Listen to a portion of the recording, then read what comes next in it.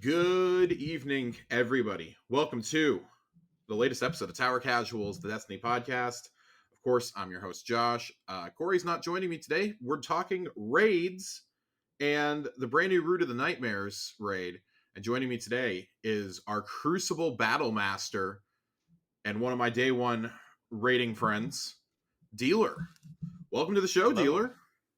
Hello. How you doing? Doing good, man. After 2 days of really like a day and an hour of contest mode, uh, we have conquered the raid. The first time either one of us has gotten a contest clear. What was the final estimation we came out at how many hours you and I I spent think at it it? was it was 17 hours total, About 17 not total. counting the minutes. Not counting minutes. We went until about 3 a.m. Central the first day. Before calling it, and then came back the next day with Joe when he got off of work. But it was us, Joasis, Fox, Nadiki, and Rex. Also, shout out to Melon who jumped in. Was working on old Nezerac with us there at the end. So let's go through this raid a little bit step by step. I'll talk a little bit about the overall like design of it. When you first board the pyramid, it's kind of unlike anything we've seen in the game before. It's a pyramid that's mixed with like all these like vines and flowers, and it gets crazier the further into the raid that you go. What'd you think about that? It was a lot better looking than Val was in the rest of the raids. I love just the looking around more than in this raid than the rest of them. Yeah, I mean, I loved how bright it was personally. It was a nice change from all the dark corridors of Vow, King's Fall, Vault of Glass. I love King's Fall. Don't get me wrong. Y'all listen to the show know King's Fall is one of my all time favorite Destiny experiences. But it was nice to have something that like had the lights turned on. It's really the first one since like Deepstone Crypt where things aren't just super dark all the time. It was a really nice change of pace. But I like when you go through the raid and everything kind of you end up back at the start, similar to Deepstone. You end up back at the start because the whole area around you is changing constantly throughout the raid. You start out there at the first encounter.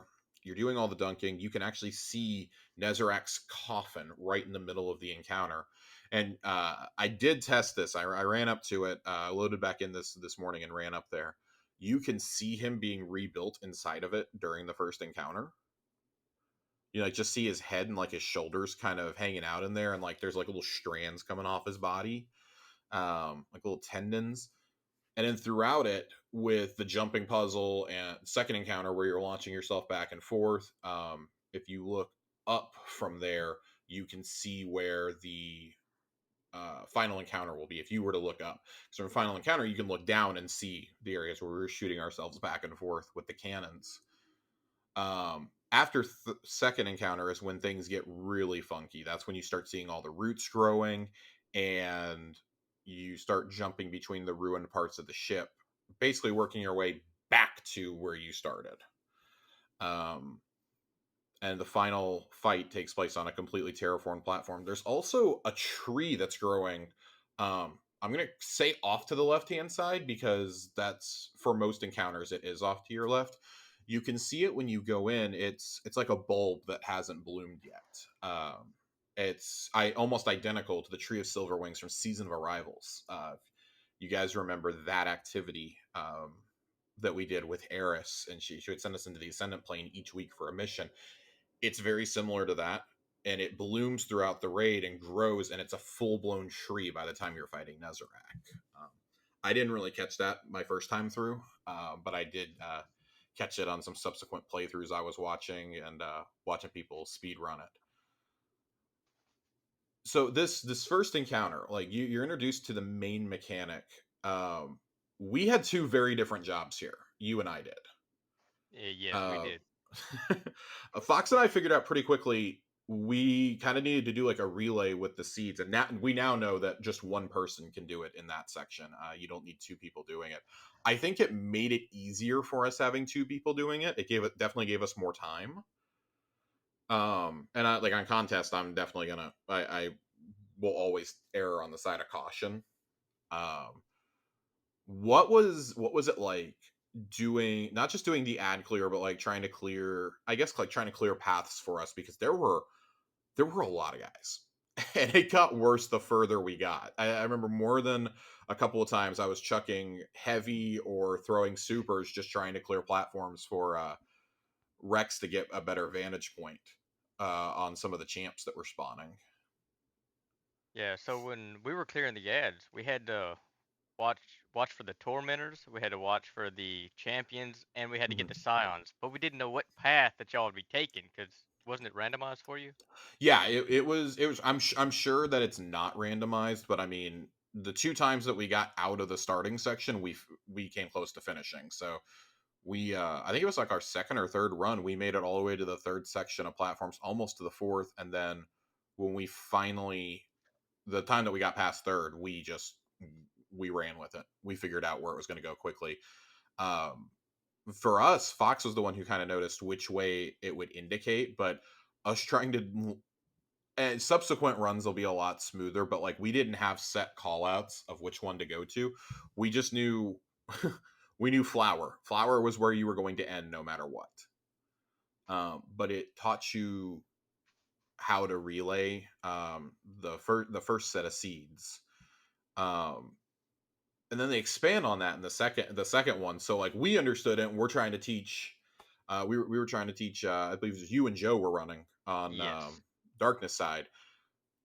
That I think this is, I know a lot of people have complained about this encounter because the cannons that you shoot yourself with are a little janky. We definitely experienced our share of those. We had a couple scuffed runs because like Rex and I know on our side accidentally were launching ourselves over to y'all's side because it was just, it was a weird toggle. I was launched straight into a vine and killed at one point. Um, it was just that second platform, specifically on my side, that was kind of screwing us. Just everything would go downhill in a hurry if we didn't have Rex's bubble popped or have a well.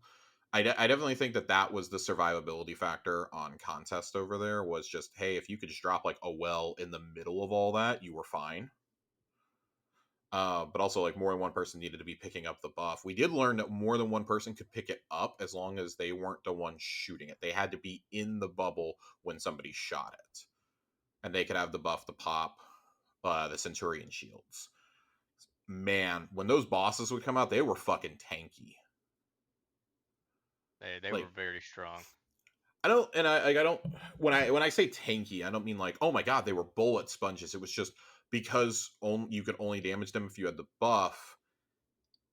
It it definitely added a layer of challenge, which I was happy for, because I had to think about how to approach this. I couldn't just like brute force it right off the bat like I was getting used to. I couldn't just like walk through there with my LMG.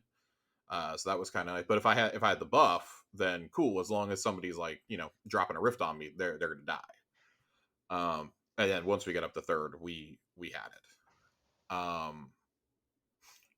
I think the most infuriating thing about this entire raid, though, I have to say, is that jumping puzzle. Absolutely, man. Like, I like a good jumping puzzle, but this, and I think as a jumping section, there is nothing wrong with this. There's some combat in it which I really like. I like that you have to think about some of your jumps. His fucking darkness wave, though, that will wipe you. Now I understand why I don't think there's a triumph for doing it flawless. Or at least there's not a reward tied to it. If there's no title, and there's no like shader or anything tied to flawless this time. I now understand why. That jumping, and I get the point of the jumping puzzle is to like teach you about his attack, but and like teach you how to create the safe zones for Nezarek's fight. But it's really annoying If anything, you should have been doing this on the way up to Nezarec and not before the third encounter. Because third encounter basically tells you, okay, take all that knowledge you just got, set it off to the side. Like, you're done. You're not going to use this. On top of that, I mean, there's clearly secret rooms that we didn't know what to do with. We could not get through the door to advance, so we brute forced our way around.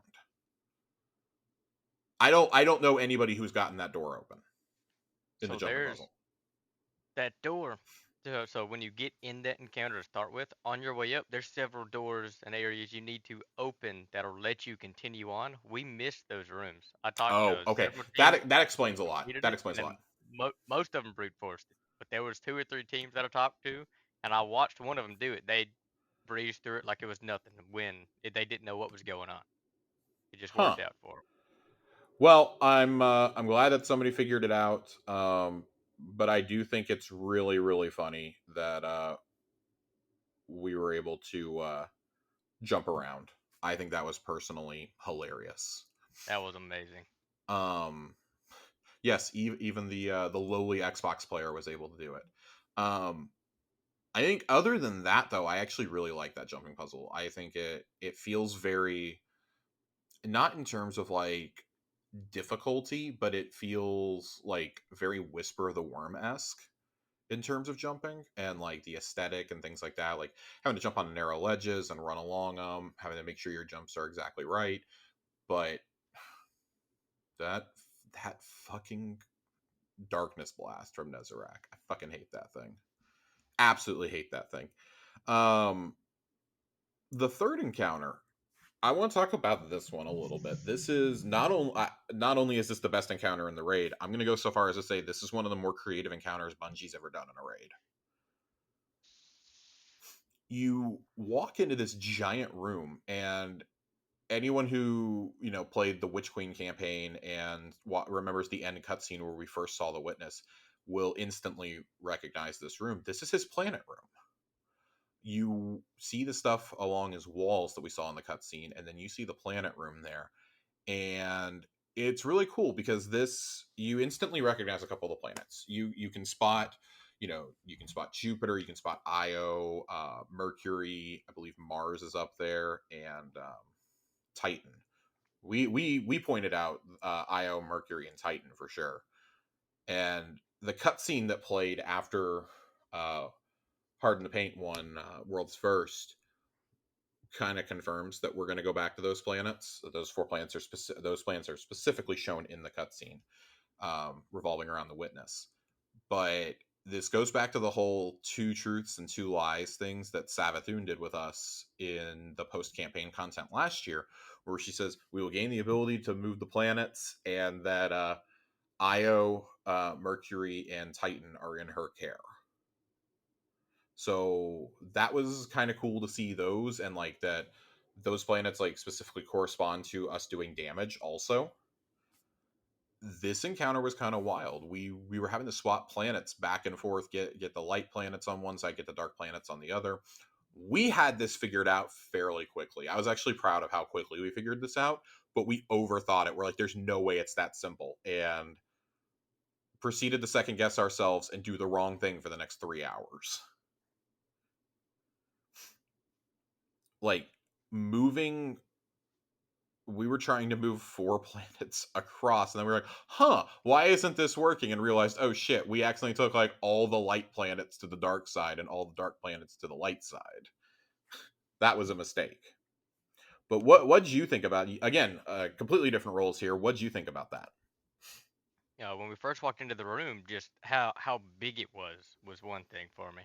Like it is a massive room. And then when I was standing up on the center planet, whenever y'all would move them, I'd be able to just watch how they'd shifted across the room. It was completely new. I loved the way it worked out. You got But smacked by a planet a couple times. yeah, if I didn't get off that planet in time, it would kill me when y'all moved it, or it would send me across the room, and I didn't want to be over there. But yeah, hey, one real like a really quick tip there, Trinity Ghoul was doing some work in that room.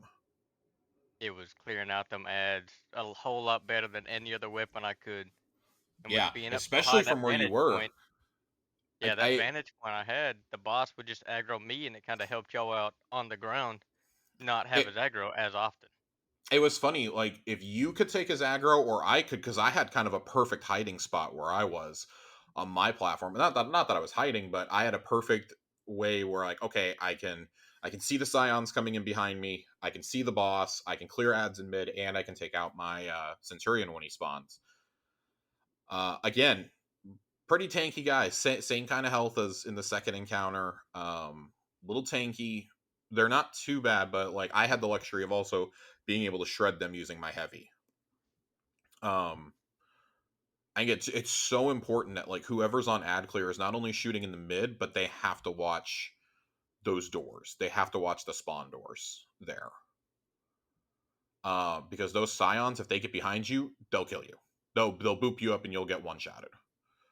Um, when we actually went to damage, I'm gonna say I was a little disappointed in damage here. Not because like it is gated and you can force it through the gate, but it was disappointing because I really was hoping we were past the let's drop a well and DPS type of encounter. I thought we learned from Vow of the Disciple and how much everybody loved the Rolk fight. My first thought was like, okay, well, you know, it's still a pretty unique encounter. We're treating this similar to Caretaker. Caretaker was a cool encounter too. I really liked the verticality of it, jumping up and having to shift floors every damage phase. I enjoyed all that. So I guess it's not exactly the same, but it kind of left a bad taste in my mouth just thinking about the DPS, even though there is a unique method to it. Like he'll try and take away a platform and you have to go back. So it's critical you have all three. The actual I want to say like the actual health of yellow bars and majors and things like that never seemed to be a problem for us. It was always like the mini bosses, the colossus. Those always seemed to be our problems, especially like if they started shooting blinding rockets at us. That seemed to be the issue because then it was like, well, I don't want to burn my heavy, but you know, I hope if you're running like double special, for example, hope one of those is a sniper. It got to the point where I was using a sniper in Nezarec. In fact, we'll talk about Nezarec now. I switched to using a sniper because I wasn't having a whole lot of luck with Arbalist, but I was trying to get stuns and take out the Colossuses as they spawned, and that can get a little hectic. Um, It can. you It and was I did every single role in Nezarec. I did not stun. That's the You only thing I okay? did You not did do. not. You did not Oh, stun. Taking his aggro. So I want to start there. Taking his aggro is the single most terrifying thing that I've done in a raid. That boy moves so fucking fast. It is terrifying. I couldn't figure out when. So Fox was consistent. Joe and Fox were getting our stuns consistently, but the couple times that I would take them, it took me getting the stuns a couple times to realize, oh, that's why you're screaming every time he comes at you. That's why, because he only has eyes for you. So you're trying to like bob and weave through left or through right with a boss chasing you, and you're kind of hoping your other stunner can get a shot in to take the aggro away. You want to try and like contain him in middle, but it's really hard to do that and stay alive. Um, I think his attack once I had void resistance and concussive dampener, he was not unless he landed directly on top of me, like basically did the Titan slam on me. I was not dying to him. He did not one shot me ever again after that. Like that's I think that's got to be part of the secret there. What did you think about the? I want to hear from you what you thought about the running because you and I both had success, but you were able to do it fast enough to where we didn't even have to stun on the first encounter. see, for the running part, it's a lot of fun to do, but you got to be quick with it to avoid that wipe mechanic.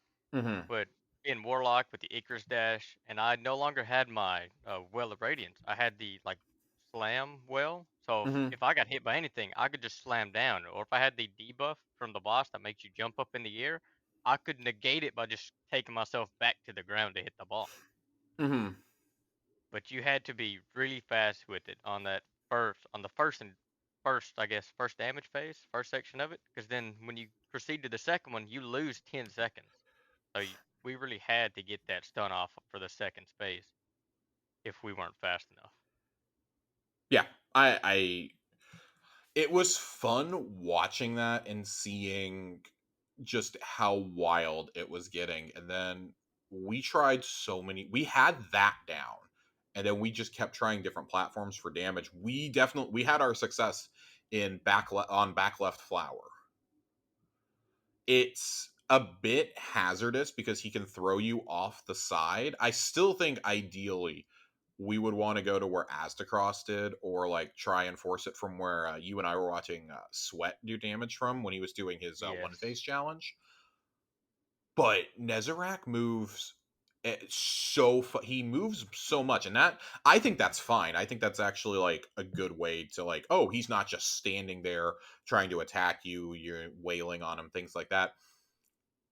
I saw Mylan Games say that they didn't even think to well because he can negate you out of your super. He can what do you call it? He can Suppress. suppress you. Yeah, he can suppress you. He goes, so we didn't even think to put down a well. He's like, we put on roaming supers and let him chase us around. We just like all kind of like bullied him into into an area and just like wailed on him in a circle. He like took a little bit longer, but we thought that's how you're supposed to do the encounter. I think that's actually a really fun. I think that sounds really fun to try. You get a couple Titans on Thunder Crash. Maybe Warlocks on some Nova Bombs. Hunters use whatever. I think that actually could be like a fun little thing to see, like especially now that normal is out. See how that works out for you. But it seems like you can do just about anything. The boss, his health is not insane. He was never our problem. Our problem was the survivability, specifically with the Colossuses. That specifically seemed to be the biggest issue for us. And then Combined with we had the the occasional purple orbs he would shoot that would just one shot somebody randomly. so yeah, I wanna take note of that for a second. Like I said, I had an issue with that one time, and then I changed up my mods, and I was okay. And I was trying really hard not to sound critical when we were doing our run, but that's why I like kept asking. I was like, does everyone have at least void resistance on? Like I had void resistance and concussive dampener, because concussive dampener negates, or at least severely takes down the effect that area of effect damage has on you. And that's what was helping me with that with the third boss as well. In planets, with his fire attack, it wasn't insta killing me. I had a chance to dive out of it insta, or like jump or something like that. I was finding those two together was working really really well for me. Um, and then like we said, it wasn't it wasn't terrible. I don't think that damage here was half as bad as it was with Rolk, especially for a contest raid. You did not clear Rolk last year. What would you say that the sorry to bring up a painful memory. What would you say the health situation was like with Rolk versus Nezarek? It's like probably like night and day, right? Yeah, he seemed to have a lot more health or a lot more resistance. But we were able to get the damage last year. We just couldn't survive because he'd keep knocking people off the platform. I We would also could note not last year avoid it was that. a lot harder for us to stand on a well.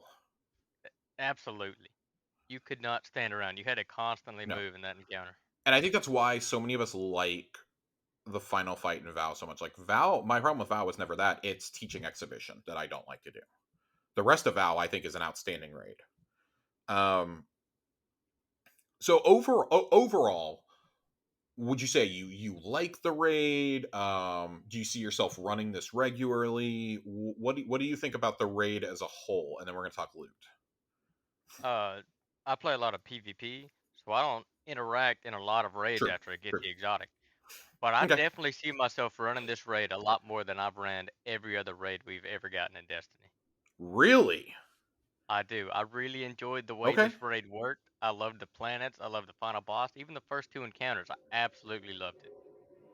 I think this is going to be one of those. It's going to be like Deepstone Crypt, where it's super easy to run. If you don't know what you're doing, though, well, similar to Deepstone Crypt, if you don't know how to do it efficiently, Atrax can really hang up groups even now that are learning. I think that Planets is going to be that encounter here. Absolutely. But Planets, they the were rest of this, I think this is going to be. I think this is a really good raid to introduce people to raiding, to get them to fall in love with endgame PVE. I think this is a good start. That doesn't mean I think it's a good challenge necessarily, but I think this on normal is going to be similar to Deepstone. This is going to be one of those where it's like, okay, we got the hooks in you, and we're going to hit you with the punch next year and give you a harder raid, hopefully.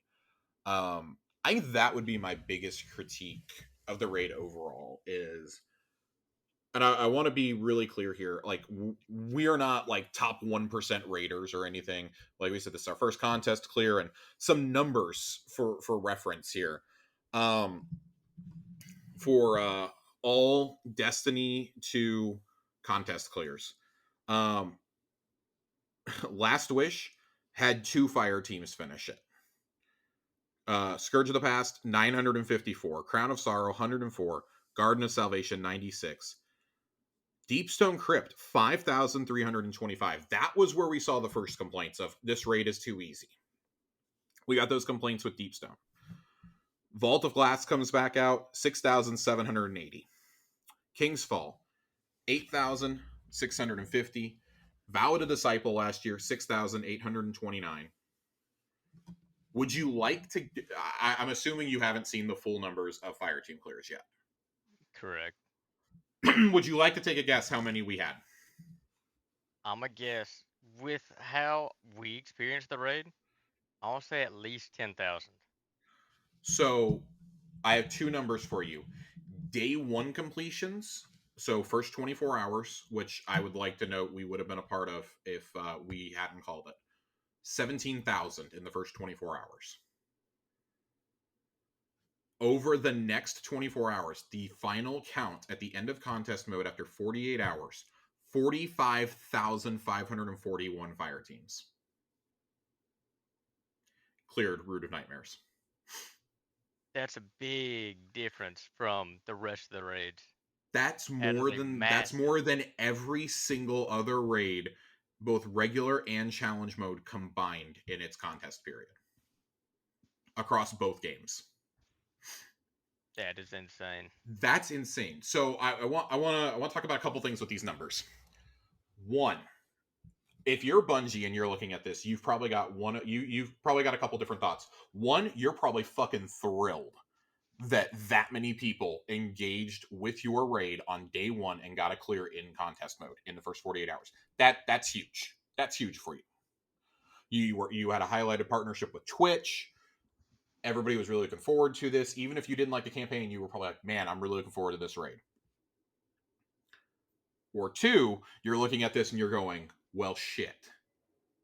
Because I actually think that the mechanics are fine in this. I will agree. I think there probably needed to be a hard DPS check somewhere. Um, whether that was Nezarec or in Planets. And I will say this: I think more people engaged with contests than ever before. I think that comes with the territory of growing your game as much as it has since Witch Queen was announced. We've seen just a meteoric rise in the amount of people playing this game. And we know that launch of expansions and launches of raids always bring people back to Destiny. Always. Every time. And I don't think that like seeing these numbers really jump when Deepstone Crypt comes out. That's the first big jump, and then this is the second. Deepstone Crypt was about 2.5 years ago now. Seeing this many people engage, I don't think it's necessarily a bad thing. I think that actually means that the game is in a really healthy spot. You've got more people willing to try this. And I think there's such a big jump from day 1 to day 2 in terms of how many teams cleared it. Because we had more than double the amount of day 1 cleared on day 2 of contest mode. But you have that many people who probably saw the strats that were being run, saw that World's First took 2.5 hours and went, hey, I wonder if we could do that, especially once guides were coming out at about the 14-hour mark. is when Datto and Fallout were publishing their guides. I know for sure. I had friends who decided yesterday morning, like, hey, we're gonna take a stab at this, and they were messaging me last night shortly after our clear, maybe 3 4 hours after our clear, going, man, we fucking did it. We did it. We were in there for like 10 hours, but we did it. And that, I think that thrills that, not think like that does thrill me to see, because I want that health across the whole game. I want that many people thinking I can engage with that. Like, I want to see a revamp on that level for things like Trials and Iron Banner. I want people to think, I want them to see end game experiences across the game and say, I can do that. I can engage with this. But so, like, as someone who focuses primarily on PvP, what does that tell you? That 45,000 teams cleared this. I don't know if this is unique clears. Like, this could be people running back through it again. We know a lot of people were running it on all three characters once they figured out how to do it. Uh, what is your initial gut reaction to that? First reaction is this had more players just in 2 days than I could be wrong, but it's gonna be pretty close. Than Trials had any weekend the last 5 6 seasons. Yeah, I would say since the Trials relaunch. Yeah, I think the Trials relaunch is the Yeah, only thing that probably would have been higher. That first season of it. Yeah, first season of it. Ever since then, it's dropped. But yeah, that just seeing the numbers shows okay, there's still a lot of people playing this game. yep. And a lot of these players might be newer players that have come in and just managed to do it. My buddy who messaged me yesterday has only been playing for a year, so I would consider him a newer player. Yeah, with how many people now there's still a lot of teams who did manage to finish this raid, but with how many people are playing the game, that's I'd say it's a good thing. I say the game's Yeah, growing. It's getting a lot more attraction with how many people are able to do the in-game content and do all the harder difficulty stuff. They might want to engage in more of it. for sure. I think this gave a needed confidence boost to a lot of players who don't consider themselves like top raiders or top PVE players. People who like me, who are typically like, well, I'll go and try it, see what I can do in contest. I've never made it past the second encounter in contest before, and I was able to do this. This gave me the confidence to say I'm absolutely going for a clear on Wrath when it comes out this fall. I'm absolutely going for a contest clear. I'm absolutely going for one next spring with Final Shapes raid. Absolutely. I said before we went, I was debating if I was even going to do this. Like, my team and I that I normally go with, we kind of decided after King's Fall, like, our heart really isn't in it to try and get a contest one. We like the challenge of contest, but it's just the DPS checks always beat us. That's what beat us, not mechanics, DPS checks. And this one, though, I think because it was lacking a big DPS check, kind of gave me the confidence. But the team that we had, we would have beaten a DPS check.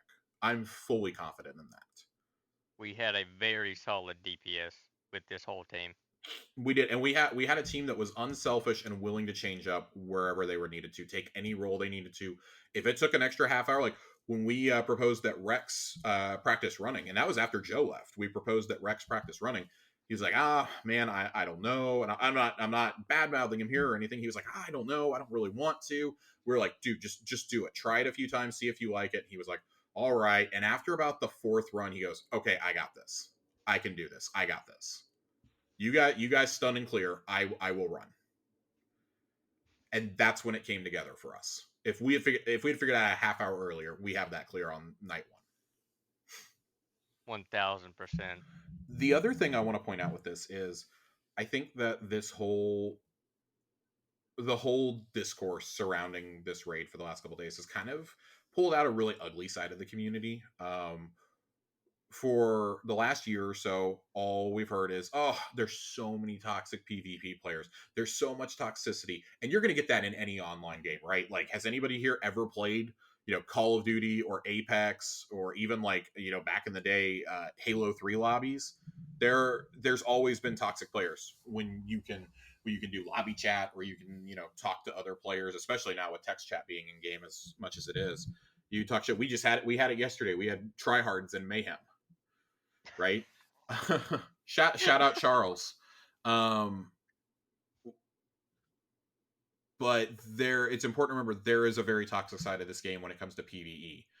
And I think toxicity in PvE is taking it. I think it takes a couple different forms. I think there are the people who, and I don't know if I would call this toxic behavior. I would call it like more annoyance to the greater chronically online player base. So like, because the vast majority of people who play this game don't know about like the drama with certain streamers or world's first players. I Most of my friends who are not chronically online have no idea who somebody like Salt Greppo or any of them are, who are like, oh, we need to nerf this, we need to nerf that, things like this should be changed, this wasn't challenging enough.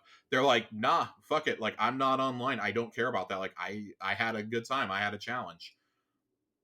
Like the people who are like making personal attacks are getting way out of hand, and it's just, yes, I do find it annoying. Like, he was just calling, for example, he was calling for a Well of Radiance nerf. Well, now we know why there wasn't a Well of Radiance nerf, because they kind of plan on you using it in Nezarec. You kind of have to. Most teams on contest had to use it. I think on regular you might be able to get away without it, or without at least as many as we had. But I understand. I want to say, like, I understand the complaints of, for those top teams that are always doing the race, who are always getting those contest clears, even if they're getting it at the end of contest. I understand the complaint of, this content is not hard enough for you. And I do think that when you see 45,000, I love seeing that number. As someone who has never gotten a clear, I'm happy I was part of that. But I also understand the prestige of getting it, that this is a big deal, especially when the number used to be a hell of a lot smaller. I mean, like, I look at those garden clears. 96 fire teams cleared garden in 24 hours. That's in, and when you look at that rate, you're like, yeah, that makes sense. I understand why only that many. Last Wish, we all know the Dado meme. 2402. We all know the Dado meme here. He was third in the world and he finished it after contest.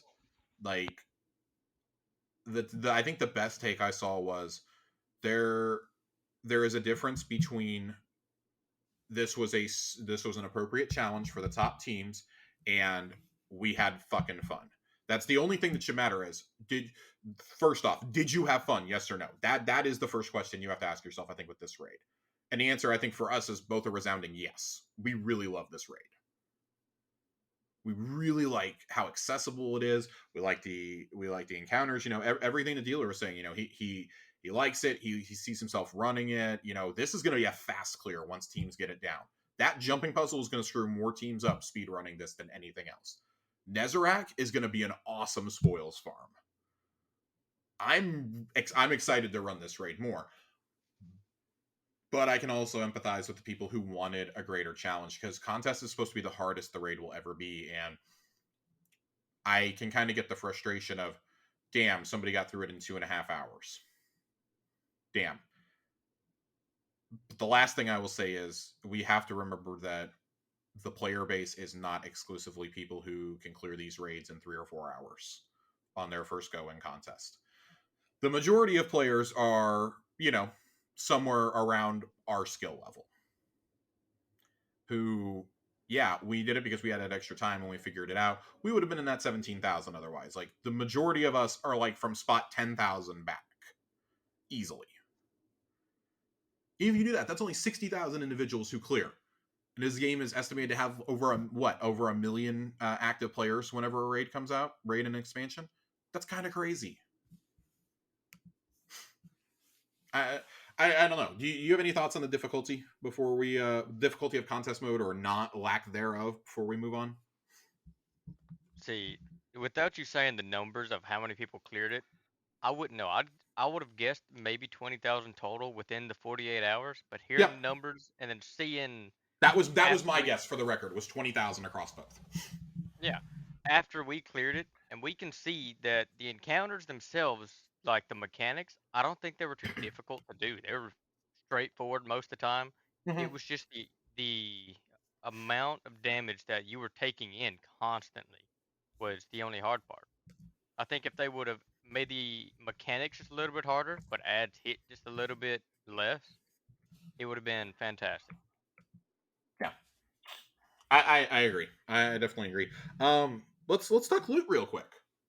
Did you get any weapons? Let's start there. I got 2 trace rifles. Okay, did you get any rolls you like? 'Cause there's some spicy rolls on that trace. Oh, yes. The first one I got was rewind rounds incandescent. I can't say that word. And then Ooh, this okay. and then the second one was reconstruction incandescent, which I'm a big trace rifle guy. Yeah. I'm definitely gonna be running this. There's no doubt. I'm definitely gonna be using this a lot of the time. So I think you can roll rewind and target lock on this. And I'm very excited to see that combo out in the wild. And it is worth noting these are raid weapons. These are all craftable as well. So I will be going back in purely for this and for the auto rifle because I did not get a weapon drop until the very end. I was getting increasingly upset that we hit both secret chests and I just got armor from them since I had nothing else. Um, but the armor ended up actually helping me so much. Uh, this is the first raid in a long time where I felt like the mods actually help you. Um, and I don't know if I'll wear it every time I go in there, but it definitely for me it made a difference in the Nezarec fight. I was wearing the chest piece, and you and I were both wearing raid armor, I believe. Correct? Yes, yes, we were. Yeah, I think we we had the same mod too. we had the same with the Cabal Exterminator, I think is what it's called. That's it. We both had that on. I when I was running, I had the one on that anytime that you lost the buff, you got health regen, and that was helping me a lot when he would decide to attack me or I'd get pinned down by a colossus. I could stay alive having that, doing that into my dodge. Um, that Cabal Exterminator, man. Anytime that for those of you who haven't looked at the mods, this thing is wild. Anytime that a teammate picks up either a light or a darkness buff, you get a buff to your damage on all Cabal opponents. That would have made a world of difference in that second and even in that third encounter. Well, I guess third encounter it doesn't matter because you're not picking up those, but that second encounter it would have made a world of difference. Like because I Absolutely. was struggling at times with just the sheer amount of ads and not really being able to efficiently ad clear. Um, Game changer, absolute game changer. The weapon I got two rolls of the auto rifle. Um, and I really like this thing. It's a 720, so same frame as Chroma Rush and as Crate. It's a strand auto rifle. I got it with one of them with target lock and no, not target lock with Hatchling and Thresh, which is the one I've been playing with, and that's nutty in a strand build. Even by itself, it's nutty. I really like that. And then I got oh, what was my other one? My other one might have been no, it wasn't target. Anyways, my other one had Thresh on it as well, and I don't remember what the first perk was, but I haven't used it nearly as much as the Hatchling one. That one's just been so much fun for me. I've really enjoyed it. The thing has a huge magazine too. It has like 60 bullets in it. It's wild. I can't wait to run this in every single activity from now until the end of time. I love it. I absolutely love this auto rifle. Thankfully, one of them is a red border, even though I had to buy it out of the chest. I will do a Nezarec encounter every single week just to get that chest. That's an easy 5 minute in and out on normal, as far as I'm concerned. Um, and with you being a PvP guy, I got to know what do you think of? I know you don't have the exotic. What do you think about what you've seen of the exotic shotgun, though? I was seeing some people use it, and it looked from the range they were shooting it at, just testing it around in custom games, that it was like Chaperone.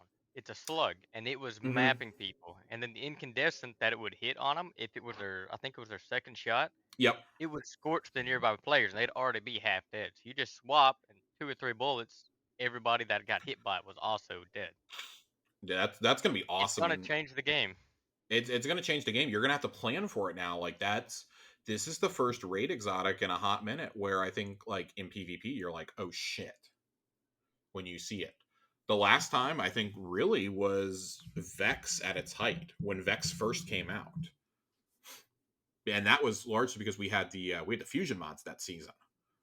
So it's been a couple years since we really had a raid where we were like, oh god, oh dear, with a raid exotic in there. I really, really, really enjoy this shoddy. What I've seen of it, I don't use slugs, and I will be running it as soon as I get it. That is, still working on a couple of other raid exotics. It took me how many years to get 1K? Like 5 years. So we jury may be out a little bit on this one. Any final thoughts on the raid as we wrap up here I for think raid talk? We've got questions and we're gonna rank the raid after this. we've covered all on the raid that I have. Okay. Just that the second encounter, I was rerunning it with some people last night, helping them get through it. Because once we got our clear done, I went back to people on my friends list who were still doing it, and I went and redid the final boss. I redid the planets, and I redid the second encounter with the group. Mm-hmm. That second encounter, they were struggling with the balls, and now that Yeah. we had beaten it, I'd known you can do it solo. Yeah. So I was on my hunter because I didn't have the clear and I wanted more loot. I was just shadow skating across straight to the ball. It was Yeah, I so was I much was seeing easier people do when that you who realize were you can do having it solo. problems with it. They were just skating across. Like I feel like this raid's going to be one of the faster raids to run, like you were mentioning earlier, Yeah. off a contest. You're going to be able to clear it very quickly.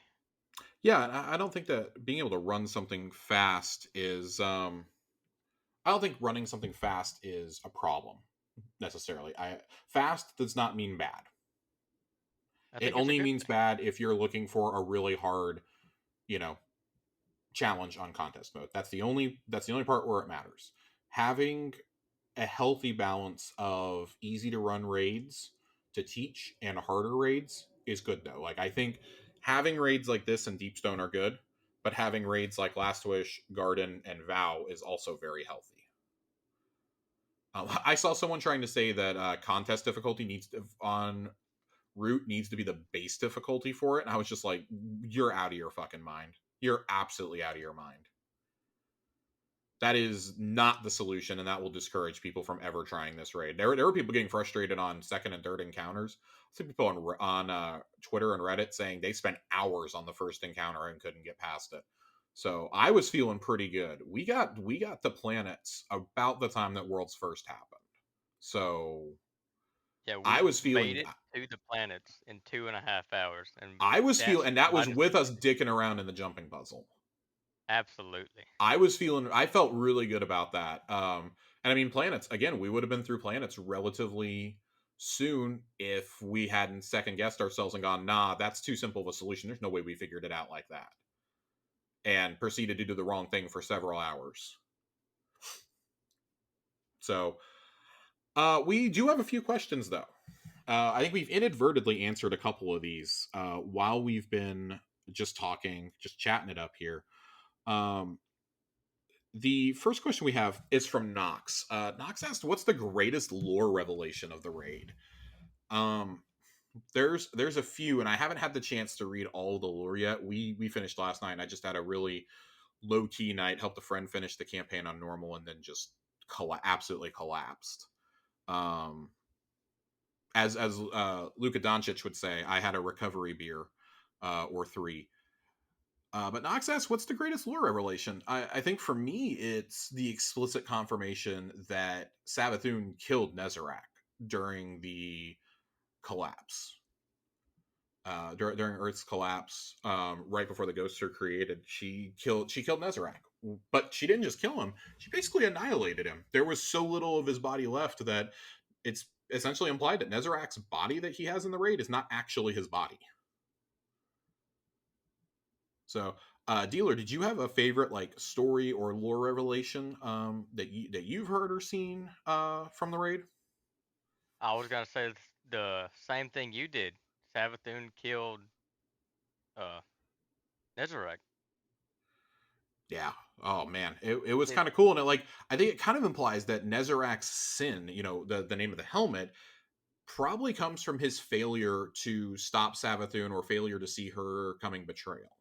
with her being the goddess of trickery. I think another close second for me from the lore that I've been reading is it's implied that Nezarec was active on Earth for years leading up to the collapse. He took on a different form as like a shaman or something, probably, and was sowing doubt and fear in the mind of humans, similar to what he's doing in Neomuna through the Vex network. As we come to find through the Vex network and through the Cloud Arc, that's the whole reason why we go into the pyramid to stop him here. When he says that we've heeded his invitation, so I think there's some stuff there, and there's some other revelations. It's kind of implied that he was probably worshipped by scions at one point. Um, well, not at one point. He definitely was worshipped by scions, and as we all know, scions were inducted into the Cabal Empire. They're not actually Cabal; they're a completely separate species. So that adds to it. We've all seen Nezarec sin. We've all thought, oh, this kind of looks like a scion helmet, and that's still the symbol of the raid is the helmet. So we're like, why aren't you wearing it? This is maddening. Uh, Tiger Jesus asked, what's something that was on the disabled list that you wished you would have had during the raid? So that it could mean Jotun, that could mean Winterbite, Threat of Ascent, Sight and Ramparts, Necrotic Grips. What is a piece of gear that was on the list that was banned that you would have liked to have been able to bring in? All the stuff that was banned, the only thing I had was Grand Overture because I Oh, plan Grand on Overture, that was also on it. Yeah. it was. That's the only I thing I had that we couldn't use. I appreciate that we saw that right as I was about to start grinding it out. Absolutely. I was gonna go grind because I haven't done the Catalyst quest for it yet. I was about to grind it out, and Rex, Nadiki, and Fox were all like, "God damn it!"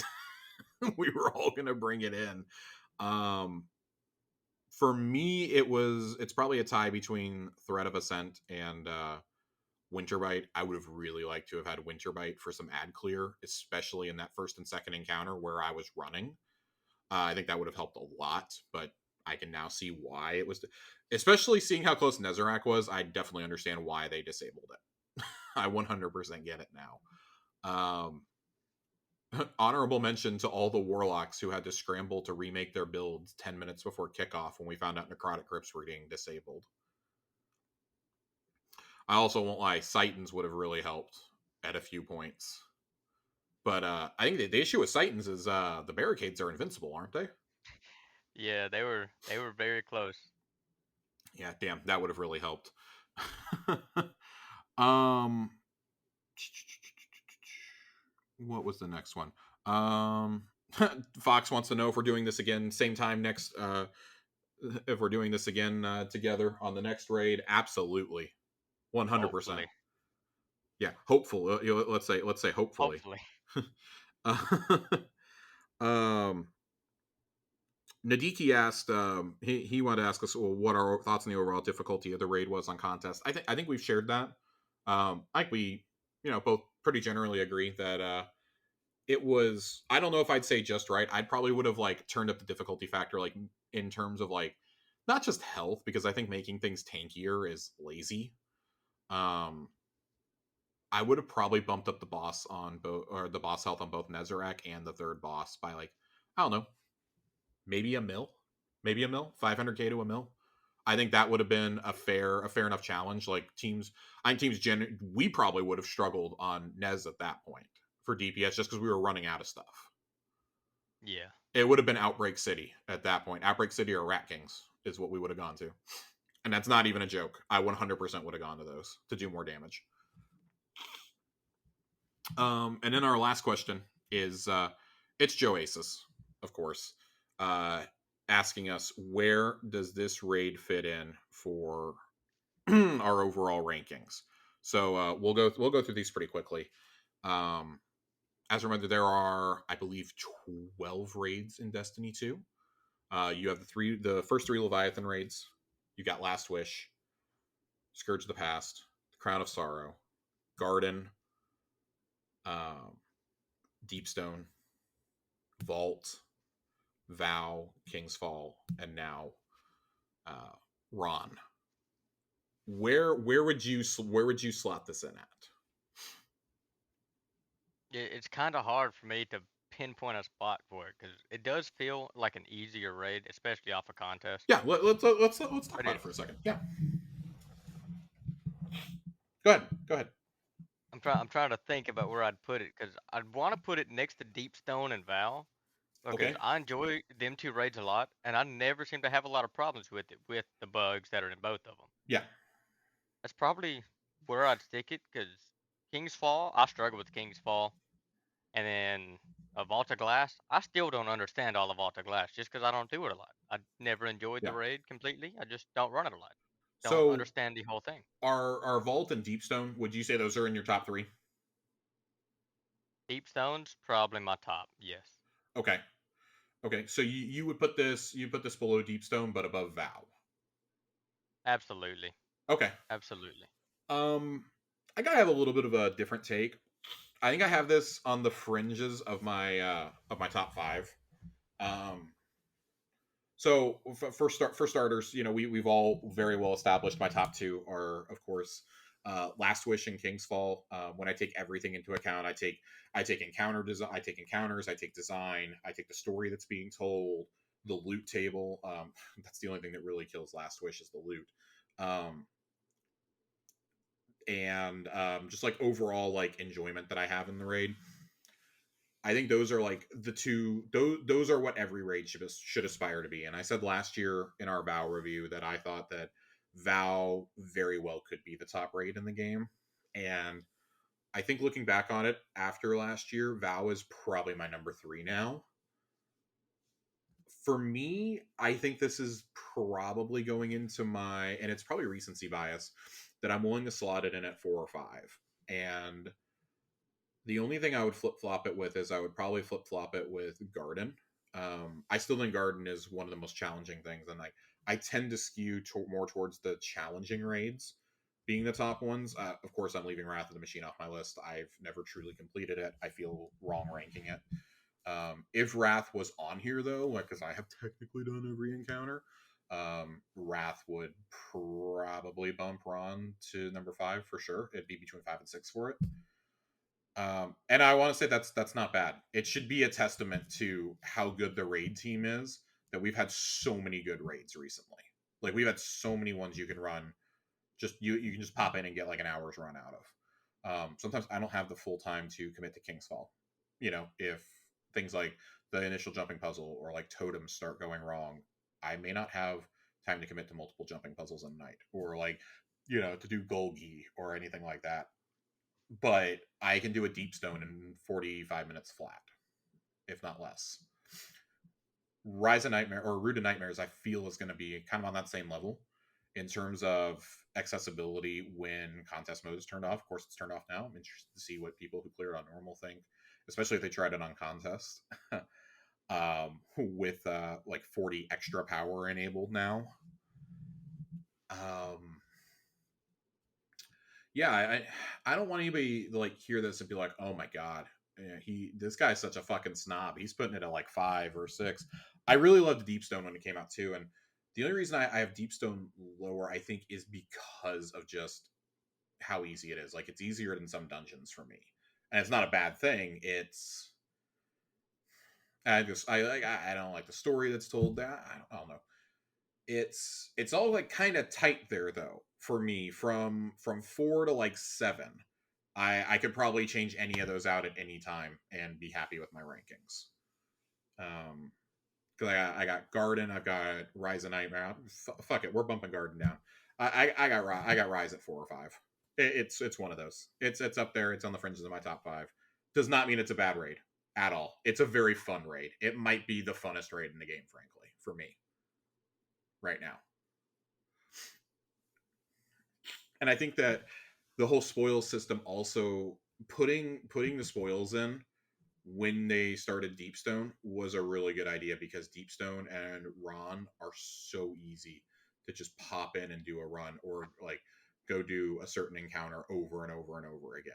You know, we saw it with Vault of Glass. People would load in and they play all the way up to Templar and then just farm Templar. You're going to have that with Ron. People are going to run all the way to Nezrak and then be sharing those checkpoints. because he's going to be so easy to beat over and over and over again on normal. So I look forward to when we can farm those spoils in 2 seasons. He is the new daughter's checkpoint at Oryx. I would So like to let you know there's already people hosting checkpoints for oh Raider my Nightmare's final boss. oh my Like as soon as god. contest was over, people there's a account sitting that you just join and you can have checkpoint. That's wild. That's well. So I have to assume that that's so people can log in and get 2 extra chances at the exotic. Then, if they only cleared it once on contest mode, I have to assume that that's why you would want checkpoint at this stage because you can't You farm. can farm spoils. You can. Can you farm spoils? You can. I was getting spoils yesterday when I was rerunning it on my warlock. I was getting more spoils. Well, so yeah, you get those because you get them on each character each week. But I'm saying like, did you do like so if you When were I to when if I you were to go redid the final boss on my uh-huh warlock, all I got from the chest was spoils. that okay.